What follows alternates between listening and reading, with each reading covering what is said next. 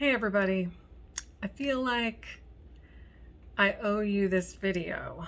If you get my newsletter, you might have noticed that I have not written one in the last 2 weeks.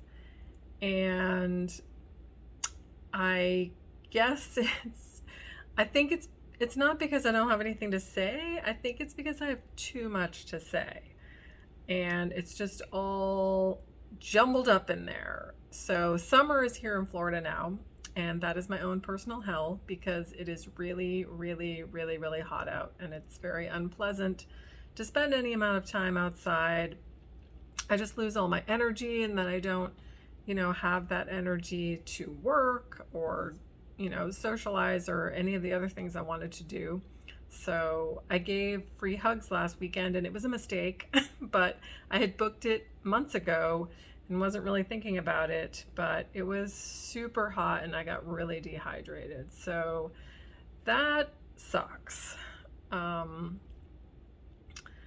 than that, I've been working pretty hard. I've been doing some custom programming for a client and I've been using AI to help me, which actually did help a lot, although AI was wrong one time and led me down a path that wasted me some time, but I eventually figured it out.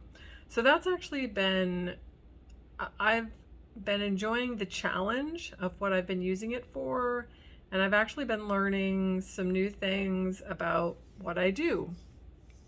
So I think programming, coding is like one of the absolute best applications for AI because it's very cut and dry and it's not really based on opinion or, AI can be wrong. They can get the wrong information, I guess, if they're, trolling the internet and there's lots of forums where people ask questions about things and sometimes the answers are wrong. So I don't really know how that all works with AI, but it's been really good for me. I feel like I'm learning things, so I'm enjoying that aspect of it. What else? I started working on a pet project, which now I'm really, really working on. And that's taking up my time. And I don't really want to talk about it yet because it's not very far along. So I'm not going to. But eventually I will, hopefully, if things don't go terribly bad. A lot of also me not writing a newsletter the last couple weeks is just like, it's not just turning 50 that is causing my continual existential crisis, but just everything happening in the world. And, you can tell someone, just don't read the news, but the problem is I like to be informed and I want to know if something is going terribly wrong and I need to prepare myself mentally or geographically for that. But just, there's a lot of particularly terrible things going on in the state that I live in. And I'm trying to figure out how to deal with that. One of the positive things that I'm doing right now is getting petitions signed, although it's harder now that it's hotter, but getting petitions signed to get abortion rights on the ballot in Florida, which polls show Floridians are overwhelmingly in favor of, as are Americans in general. So if we can get enough signatures, enough valid petitions passed in, we can get it on the ballot next year, and then Floridians can vote on whether they would like to enshrine these rights of basically allowing a woman the freedom to make her own medical decisions.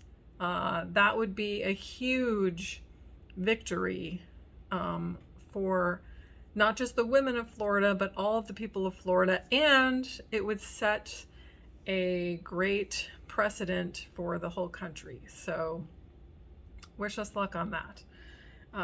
Fortunately, there are an enormous amount of volunteers getting these petitions signed, and there are even people being paid to get the petition signed, which is great because it's really hot and I'm tired and I need people who are motivated by money to go out and be getting these signed, not just us volunteers.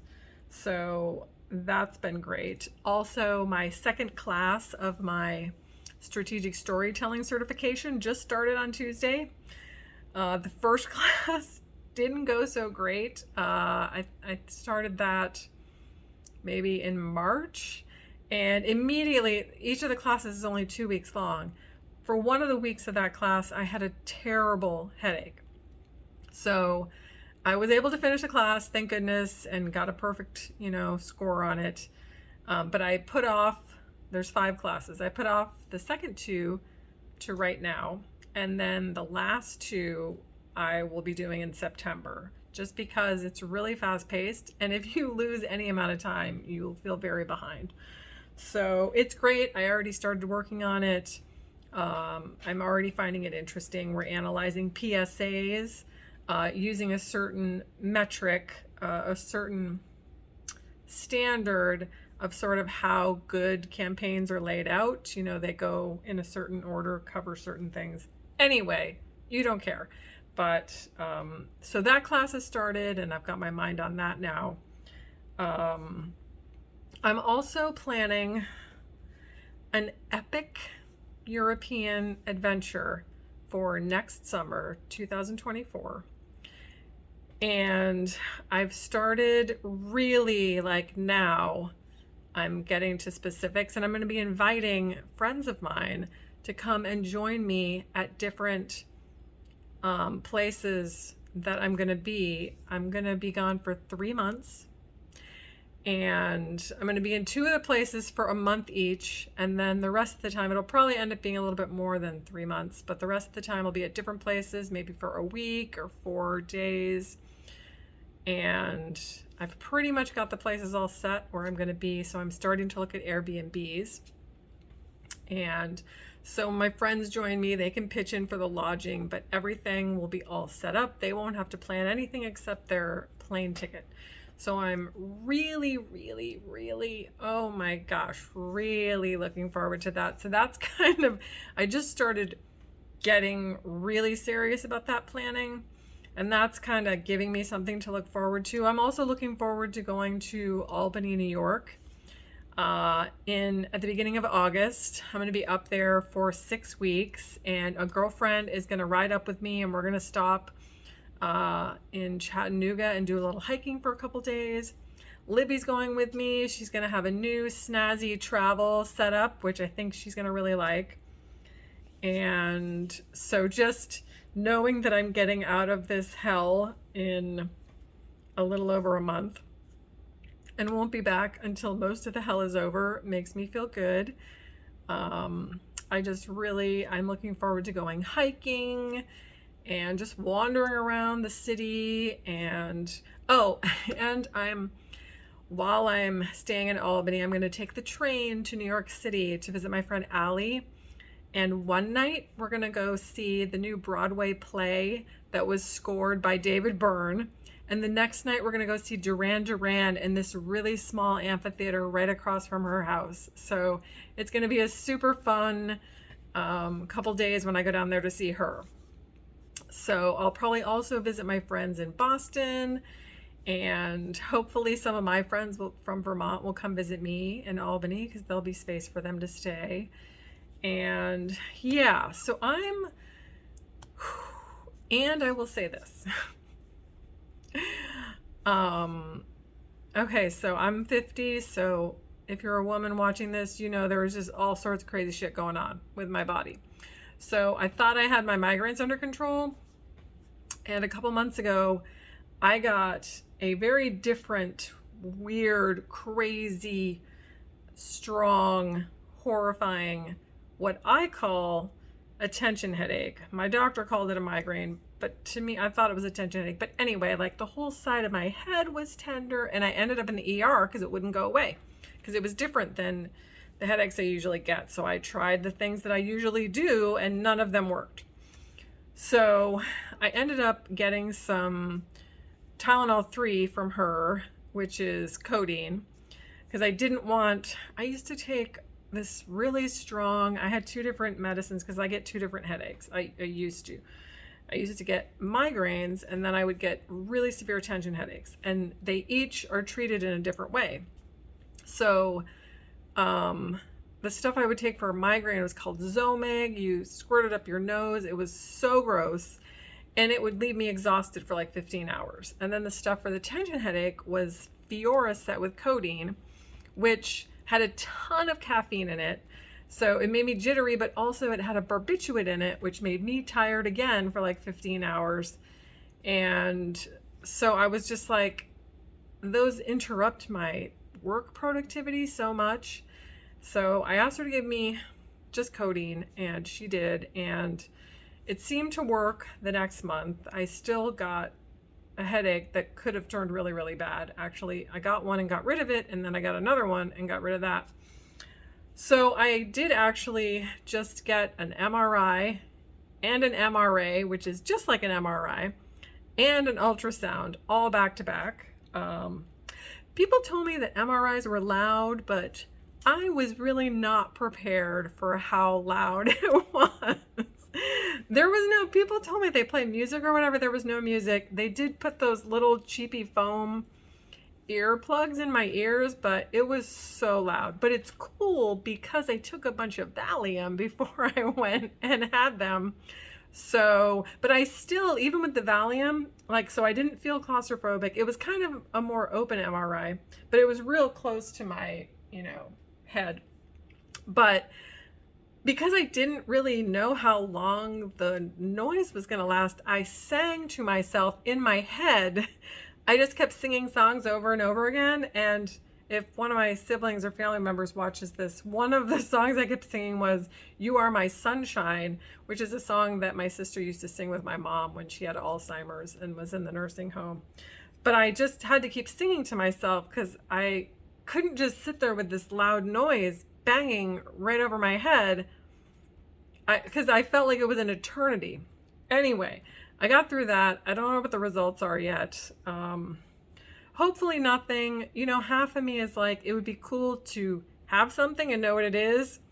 But it would also be cool not to have anything, because one thing that it could be that my sister has that is genetic would mean I could no longer, it would be recommended that I no longer get my neck snapped at the chiropractor and no longer take the birth control pill. And both of those things are very beneficial in my life. And so I'm just waiting until next week until my doctor gets those results, tell me what it is. It could just be that I'm super unlucky and perimenopause, menopause just wants my head to hurt really bad. So that's something I'm dealing with. It's better now that I've got the codeine and whatever. Last month, I didn't even get a headache until the very end of the week, which was weird. But I did get it to go away. So it's like, I feel like I'm always going to be dealing with headaches. As long as I can get them to go away, I'm good. But if they don't go away, that's bad. Or if they're worse than normal, that's also bad. So that's just all the stuff that I've been dealing with. I've been doing a lot of reading. In fact, I'm reading Bernie Sanders' newest book. Well, I just finished reading Blue Skies, which is T.C. Boyle's latest book. I don't know if you guys know who I can't even say his name, Karagas Boyle. He's an author that I loved like 20 years ago or so, and he wrote the book Road to Wellville, which was turned into a very funny movie with Matthew Broderick. And he came to my local bookstore. I was like, I'm still in shock, actually. I'm like, how the fuck did you get T.C. Boyle to come to St. Pete to this tiny little bookshop? But they did. So I went there and he did a reading and he signed my book. And I was a total dork around him. I'm like, oh my God, you could have been so much cooler. But anyway, so his book, Blue Skies, you should definitely get it. It's a little depressing because it's kind of like an environmental drama. If that's a thing. And it at least he ended it, well, I won't even tell you. But there was some crazy shit in there. Anyway, but now I'm reading Bernie Sanders' latest book, which is called It's Okay to Be Angry About Capitalism. Okay, I feel like we can all relate to that. Yeah, capitalism. Anyway, good book. I'm reading that. I'm also reading a new Paul, well, I don't know if it's new. I'm reading a Paul Auster book. And Paul Auster's books can be really weird. And I feel like the chapter I'm reading right now is a different ending from the previous chapter. Like something happened at the end of the previous chapter, and this chapter is pretending that it never happened. So I don't really know where this book is going. One thing I didn't like about it was that at the very beginning of the book, he introduced a lot of people. It's like, in the Bible where they're like, so-and-so begat so-and-so, and he introduced a million characters at once, and I couldn't remember any of them. So I'm not sure how I'm liking this book. I usually like Paul Auster, but we'll see how it goes. What else is going on? I had to buy Libby a new feeder. Okay, some bad news. Libby gained another pound, and that's just not good. She's 15 pounds now. Okay, which is not way too much for a Maine Coon, but she's fat now. I mean, at 14 pounds, I was kind of giving her the benefit of the doubt. You know what I'm saying? So part of the problem might be she had this automatic feeder that, the food comes down a chute. Okay. Well, 3 or 4 times a day, she's got her big fat paw stuck up in that chute, trying to get out some more morsels. Now, I, in my head, assumed that she must be getting the morsels that would be her next meal. So when it turns, she'll just have fewer in the meal and she wouldn't have actually gotten any extra food. But now I have to wonder because she gained a pound. I mean, she is lazy. Anyway, so I just bought a new feeder. It's round, and you can there's 6 spaces, but you can obviously, one of them's open, so you can only put 5 meals in it at a time. And then it just rotates to the next open, the next spot that has food in it. So I'm going to see if that makes a difference. I've been trying to play with her more, but I'm telling you this. Listen, I'm not kidding. I'm not just saying this. My cat is too smart, well, and lazy. She's also lazy. But, okay, there's 2 things. So the 2 things that she would play with most, one is like a stick and it's got a piece of felt, a long skinny piece of felt on the end. Well, that's great. She will chase it, but if she gets it and you don't take it away from her immediately, she will literally chew through the fleece and possibly eat it. So as soon as she catches it, I have to pull it away from her. Okay. Anyway, and she doesn't really chase it that much. She just, yeah. So then there's the laser pointer, which is the only other thing like she really likes. I bought her this little battery powered bug once, same size as the cockroaches that she chases around my apartment. And she takes one look at it, she sniffs it, and she's like, that's not real. And she would not chase that fucking thing at all. Anyway, so the laser pointer, okay, she used to be really good with that, okay? But now, half the time, she will just watch it, and then she will look at my hand that's holding the laser pointer, okay? She knows I'm controlling the laser pointer, and she'll just be like, what?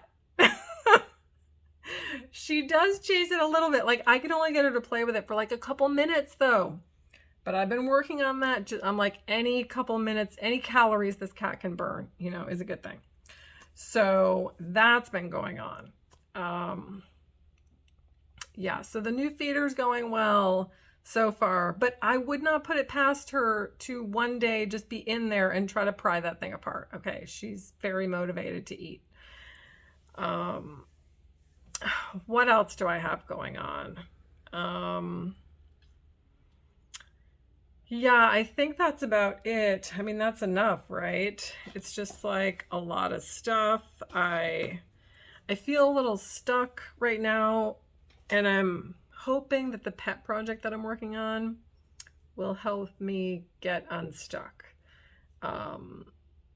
Business has been slow this year, so if you know anyone who needs a website, a company, or a nonprofit, please send them my way. I'm doing great things with AI. I'm really great at customization. But yeah, other than that, it's just like my head is like such a jumble that I don't I don't know what to write. I don't know how to put it down, and like every day I feel differently about what I want to write. So I am going to write newsletters again.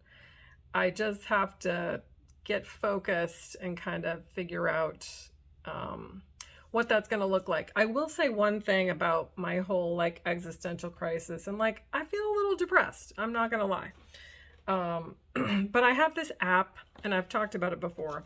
It's called Habitify, Habitify, I think. Anyway, it's got the same list for every day of all the things I can do for myself, I should do for myself that are good for me.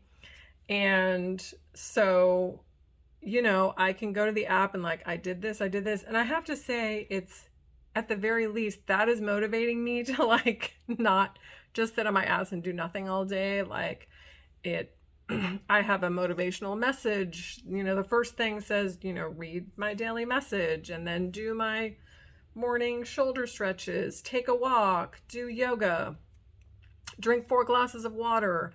So I will say that if you're having an existential crisis, you should have a checklist of things you can do every day that are good for you and will make you feel good and might help you come out of your funk. So I'm not sure they've helped me come out of my funk, but they've definitely helped me from going deeper into my existential funk. So that's good, actually. That's a really good thing.